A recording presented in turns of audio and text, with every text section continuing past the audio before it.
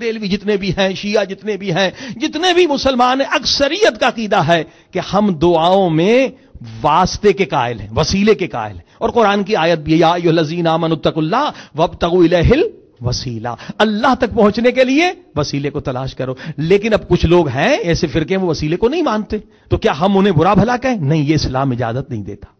انہیں بھی چاہیے کہ اپنا عقیدہ بیان کریں مگر کسی پر کفر کا فتویٰ نہیں لگائیں. مثلا ہم نے اپنی دلائل کل آپ کو بہت ساری سنائی. ایک آیت مثلا یہی جو ہے سورہ بقرہ کی 37ویں آیت، فَتَلَقَّىٰ آدَمُ مِن رَبِّهِ کَلِمَاتٍ فَتَابَ عَلَيْهِ، اللہ نے حضرت آدم کو کچھ کلمات سکھلائے کہ اگر توبہ آدم چاہتے ہو کہ میں اللہ تیری قبول کروں تو یہ کلمات ہیں. اور یہ بات اہل سنت کی کتابوں میں بھی، اہل تشیع کی کتاب در منصور ہے، تفسیر در منصور ہے، کنز العمال اور بہت ساری کتاب. کیا وہ کلمات ہیں؟ تو رسول خدا نے فرمایا وہ کلمات ہیں محمد، علی، فاطمہ، حسن. صلوات پڑھ محمد صلی اللہ علیہ وسلم. پنجتن پاک کے صدقے میں حضرت آدم کی توبہ قبول ہوئی. لیکن اس کا مقصد یہ نہیں کہ ہم کسی کو برا بھلا کہیں اگر وہ وسیلے کا قائل نہیں. مثلا ہم مسلمان جتنے بھی اکثریت کا شیعہ سنی کا عقیدہ ہے کہ ہمارے نبی ہیں زندہ، لیکن کچھ ایسے بھی فرقے وہ کہتے ہیں نبی زندہ نہیں ہے، نعوذ باللہ، رسول خدا کا انتقال ہو گیا تو آپ یا رسول کیوں کہتے ہیں، یا محمد صلی اللہ علیہ وسلم کیوں کہتے ہیں، یا تو زندہ کے لیے آتا. اب اسی مسئلے پر جھگڑے ہوتے ہیں کہ بھی آپ یا رسول کیوں کہتے ہیں، اسی پہ ایک دوسرے پر کفر کے فتوے لگتے ہیں. عزیزان گرامی دیکھیے، جب قرآن موجود ہے تو جھگڑے کی بات ہی نہیں. یا تو یہ ہو کہ ہر فرقے کے لیے الگ کوئی کتاب ہو. سارے جتنے مسلمانوں کے فرقے ہیں نا، سب کا ایمان ہے قرآن پر، قرآن کی ایک ایک سورہ پر ایمان ہے، قرآن کی ایک ایک آیت پر ایمان ہے، قرآن کے ایک ایک لفظ پر ایمان ہے، اور اختلاف کوئی نہیں الحمدللہ. ٹھیک ہے، تو بھائی اپنی تحقیق جاری رکھیں، دعوت فکر دیں، تحقیق کریں. کیوں کسی کو آپ برا بھلا کہتے ہیں؟ ایک کہتا ہے بھی رسول خدا کو یا رسول نہ کہیں کیونکہ نعوذ باللہ وہ زندہ نہیں. اب ہم جتنے شیعہ ہیں، بریلوی، اہل سنت کی اکثریت، ہمارا عقیدہ ہے کہ رسول خدا زندہ ہے. بھئی ہمارے پاس کیا دلیل ہے؟ ہم اپنے دلائل پیش کریں. جو رسول خدا کو زندہ نہیں سمجھتے انہیں بھی حق ہے کہ وہ اپنے دلائل پیش کریں، تاکہ ایک تحقیقی اور علمی ماحول بن جائے اور تعصب کی لعنت ختم ہو جائے. صلوات پڑھی محمد و آل محمد.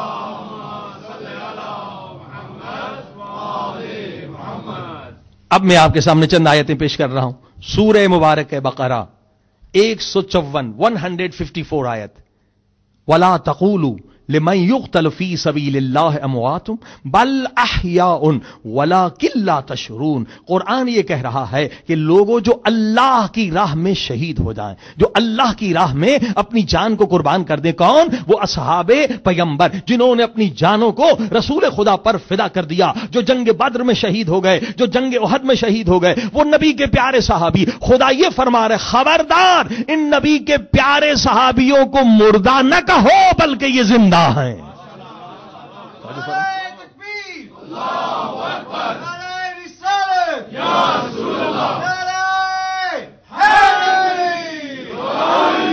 فرمائی قرآن صاف لفظوں میں کہہ رہا ہے بھئی نبی کا مقام تو بہت بلند ہے، مگر جو نبی کے غلام ہیں اور نبی کے قدموں پر جنہوں نے جان کو فدا کیا ہے انہیں بھی مردہ نہ کہو. ہاں جی، جب نبی کے غلام کا یہ مقام ہے کہ وہ زندہ ہے تو کیا نعوذ باللہ رسول خدا زندہ نہیں ہوں گے؟ اب دوسری آیت سنیں، سورہ آل عمران، تیسری سورہ ہے قرآن مجید کی، آیت کا نمبر 169 169. وَلَا تَحْسَبَنَّ الَّذِينَ قُتِلُوا فِي سَبِيلِ اللَّهِ أَمْوَاتًا بَلْ أَحْيَاءٌ عِندَ رَبِّهِمْ يُرْزَقُونَ. خبردار یہ سوچو بھی مت، یہ گمان بھی مت کرو کہ جو اللہ کی راہ میں مارے گئے ہیں وہ مردہ ہیں. پہلے کا نہ کہو، کہا یہ سوچو بھی نہیں. یہ گناہ ہے سوچنا کہ جو اللہ کی راہ میں قربان ہو گئے وہ مردہ ہیں. نہیں، وہ زندہ ہیں. اور کیسے زندہ ہیں؟ عند ربہم یرزقون، اللہ کے ہاں سے انہیں رزق بھی مل رہا ہے. صلوات پڑھ محمد و آل محمد.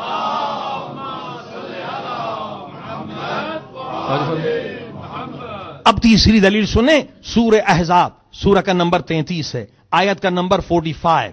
یا ایھا النبی انا ارسلناک شاہدن و مبشرن و نذیرا، اے میرے نبی خدا فرما رہا ہے میں نے تجھے شاہد بنا کر بھیجا، امت پر آپ شاہد بھی ہیں، مبشر یعنی خوشخبری دینے والا، آپ بشارت دینے والے بھی ہیں، و نذیر اور ڈرانے والے بھی ہیں۔ اب رسول خدا کی پہلی صفت کیا ہے؟ رسول خدا شاہد ہیں۔ 3 مرتبہ یہ آیت آئی ہے مختلف انداز سے کہ رسول خدا امت پر شاہد ہیں۔ عزیزان گرامی، اب شہادت وہی دے سکتا ہے جو موجود ہو۔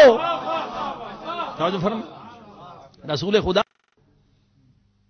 امت پر شاہد ہے، تو اگر کوئی مر جائے تو کیا مردہ کبھی گواہی دے سکتا ہے؟ مردہ شاہد نہیں بن سکتا۔ شاہد کے لیے زندہ ہونا ضروری ہے، یعنی رسول خدا امت پر شاہد ہے، لہذا مردہ کبھی شاہد نہیں ہو سکتا ہے۔ عزیزان گرامی، اور آگے بڑھیے سورہ توبہ، سورہ کا نمبر 9، آیت کا نمبر 105، وَقُلِ اعْمَلُوا فَسَيَرَى اللَّهُ عَمَلَكُمْ وَرَسُولُهُ وَالْمُؤْمِنُونَ، اے لوگو عمل کرو، جو بھی عمل کرو، مگر یہ جان لو کہ تم جہاں بھی عمل کر رہے ہو خدا بھی تمہیں دیکھ رہا ہے اور خدا کا رسول بھی دیکھ رہا ہے۔ خدا بھی دیکھ رہا ہے اور خدا کا رسول بھی دیکھ رہا ہے، کیونکہ شاہد وہی ہو سکتا ہے، وٹنس وہی دے سکتا ہے جس نے آپ کو دیکھا ہو، یعنی ہمارے اعمال پر خدا بھی گواہ ہے اور ہمارے اعمال پر رسول خدا بھی گواہ ہیں۔ رسول خدا آپ کے عمل کو دیکھ رہے ہیں۔ والمؤمنون، اور کچھ مومنین ہیں۔ یہ کون مومنین ہیں؟ یہ معصومین ہیں، یہ وارث رسول خدا ہیں، یہ اولیاء خدا ہیں جو دیکھ رہے ہیں ہمارے اعمال کو۔ اور آگے بڑھیے عزیزان گرامی، جو بہت بلند درجے کے انبیاء ہیں وہ امت پر شاہد ہیں۔ دوسری آیت سورہ آل عمران، آیت کا نمبر 49، وَأُنَبِّئُكُمْ، حضرت عیسیٰ کہہ رہے ہیں اپنی قوم سے، وَأُنَبِّئُكُمْ بِمَا تَأْكُلُونَ وَمَا تَدْخِرُونَ فِي بُيُوتِكُمْ، اے عیسائیو سنو، حضرت عیسیٰ کہہ رہے ہیں اپنی قوم سے کہ تم جو گھروں میں کھاتے ہو میں جانتا ہوں، اور تم گھروں میں جو جمع کرتے ہو میں وہ بھی جانتا ہوں۔ یعنی حضرت عیسیٰ کو اللہ نے امت پر شاہد بنایا ہے نا، امت پر رسول خدا بھی، ہمارے نبی بھی شاہد ہیں، حضرت عیسیٰ بھی دیکھ رہے ہیں کہ تم اپنے گھروں میں کیا کرتے ہو۔ حضرت عیسیٰ کہہ رہے میں دیکھتا ہوں تم آج کیا کھا کر آئے ہو، اپنے گھر میں کیا چھپا کر آئے ہو۔ یعنی یہاں ایک دوسرا مسئلہ بھی حل ہو گیا، کیونکہ بعض لوگ کہتے ہیں کہ علم غیب فقط خدا کے پاس ہے، نبی کے پاس علم غیب نہیں، مگر یہ آیت بتلا رہی ہے کہ حضرت عیسیٰ کے پاس علم غیب ہے۔ تو جب عیسیٰ علیہ السلام کے پاس علم غیب ہے تو جو نبیوں کا سردار ہے، صلوات پڑھی محمد و آل محمد،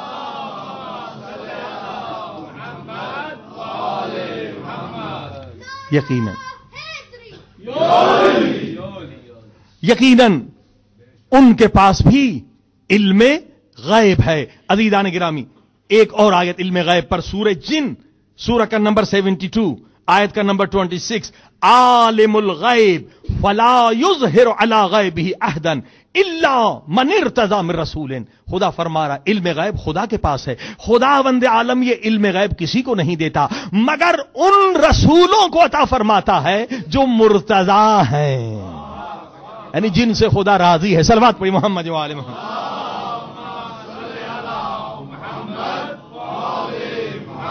اب آپ نے دیکھا کہ اس قدر یہ آیتیں ہیں، یہ سارے دلیل، لیکن اب اس کا مقصد یہ نہیں کہ اگر کوئی نبی کو صلی اللہ علیہ وسلم کو زندہ نہ مانے تو ہم اسے کافر کہیں، اس کی اپنی تحقیق ہے، آپ اپنی تحقیق دوسرے کو سنا سکتے ہیں مگر زبردستی نہیں کر سکتے، دین میں زبردستی نہیں ہے۔ عزیزان گرامی، اگر ہم تحقیقی ماحول پیدا کریں تو مسلمانوں میں تو یقیناً اتحاد ہو جائے گا اگر تعصب کی جگہ پر تحقیق آ جائے، بلکہ آپ غیر مسلمانوں کو بھی اپنے طرف بلا سکتے ہیں، کیونکہ تحقیق کے مواقع بہت زیادہ ہیں۔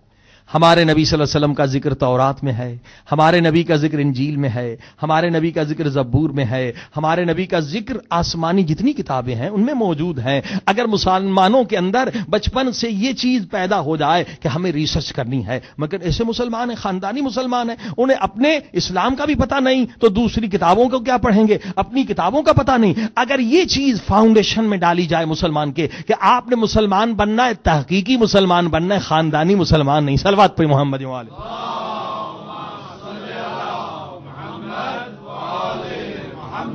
تو آپ کس قدر دوسرے لوگوں کو بھی کھینچ سکتے ہیں۔ یہ تعصب کی یہ جو آگ ہے خصوصاً برصغیر ہندوستان پاکستان میں زیادہ ہے۔ ہندو مسلمانوں کے درمیان نفرت، خود مسلمانوں کے درمیان نفرت، یہ عجیب ایک غلاظت ہے، ایک نجاست ہے جسے ختم ہونا چاہیے، اور یہ تب ختم ہو سکتی ہے جب آپ تحقیق کریں گے، ریسرچ کریں گے۔ دیکھیے ہندوؤں کی کتابوں کا مطالعہ کریں، ریسرچ تو اسی کا مسئلہ ہے نا۔ کسی کے جھوٹے خدا کو بھی آپ برا بھلا نہ کہیں اگر کوئی بھی آپ کا عقیدہ ہے، کیونکہ یہ قرآن کی ٹریننگ ہے۔ اس سے کیا ہوتا ہے، تعصب پیدا ہوتا ہے۔ آپ کسی کے رہبر کو، کسی کے رہنما کو برا بھلا کہیں گے تو کیا وہ آپ کے مذہب کو قبول کرے گا؟ نہیں، وہ آپ سے نفرت کرے گا، عداوت کرے گا، اور یہ عداوت بڑھتی چلی جائے گی تو فرقہ پرستی اسی سے تو جنم لیتی ہے۔ آئیے میں چند حوالے بتاؤں، دیکھیے آپ خوش ہو جائیں گے کہ ہمارے نبی کا ذکر کہاں کہاں ہندوؤں کی کتابوں میں موجود ہے، قرآن کا پیغام کہاں کہاں ان کتابوں میں موجود ہے، مگر ریسرچ کی ضرورت ہے۔ جیسے دیکھیے ہر مسلمان صبح صبح نماز پڑھتا ہے، نماز فجر میں کیا سورہ حمد لازم ہے، سورہ حمد کا پڑھنا، اور کیا ہے الحمد للہ رب العالمین، بچہ جانتا ہے کیا ترجمہ ہے، تمام تعریفیں عالمین کے رب کے لیے۔ اب چلتے ہیں، یہ کتاب جو ہے ہندوؤں کی 4 بڑی کتابیں، رگ وید ہے، اتھر وید ہے، یجر وید ہے، سام وید، یہ ان 4 کتابوں کو آسمانی کتابیں سمجھتے ہیں، اور یہ 4 کتابیں انٹرنیٹ پر موجود ہیں۔ آپ گوگل میں جائیے، ویداز لکھیں، یہ ساری کتاب گرفت نے ترجمہ کی، انگلش میں موجود ہے، آپ پڑھ سکتے ہیں۔ یہ ریفرنسز نوٹ کر لیں۔ اب رگ وید یہ 5واں رگ وید ہے، اور اس کا چیپٹر نمبر 81 ہے، اور آیت کا نمبر 1 ہے۔ اب ہم کیا پڑھتے ہیں، الحمد للہ رب العالمین۔ اب اس کا کیا ترجمہ ہے، یہ جو ریفرنس دے رہا ہوں رگ وید سے، کہ اس دنیا کے بنانے والے کے لیے تعریف ہے۔ وہی ہوا نا، اپنی لینگویج میں سنسکرت میں یہ الحمدللہ رب العالمین کا ترجمہ ہے کہ اس دنیا کے بنانے والے کے لیے تعریف ہے۔ اور اس کے بعد ہم کیا کہتے ہیں، الرحمن الرحیم۔ اچھا، اب پھر رگ وید میں 3 رگ وید اور اس کا چیپٹر 34 اور اس کی جو ورس ہے وہ پہلی، جو دینے والا رحیم ہے۔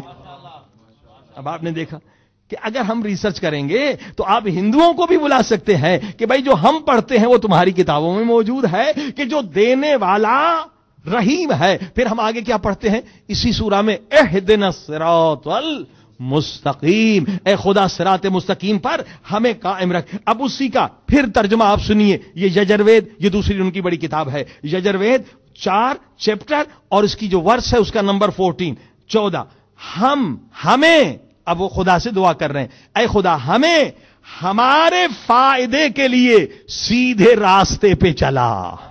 تو آج فرمائے عزیزان گرامی، اب انشاءاللہ ہر روز مختلف مذاہب کی کتابوں سے اس طرح کی ریسرچ ہم آپ کے سامنے پیش کریں گے کہ اگر یہ چیز مسلمانوں کے اندر آ جائے تو فرقہ پرستی بھی ختم ہو جائے گی۔ اگر ہم تحقیقی مسلمان بنے اور ہزاروں نہیں لاکھوں کو ہم اسلام کے اندر بھی بلا سکتے ہیں۔ صلوات پڑھی محمد و آل محمد۔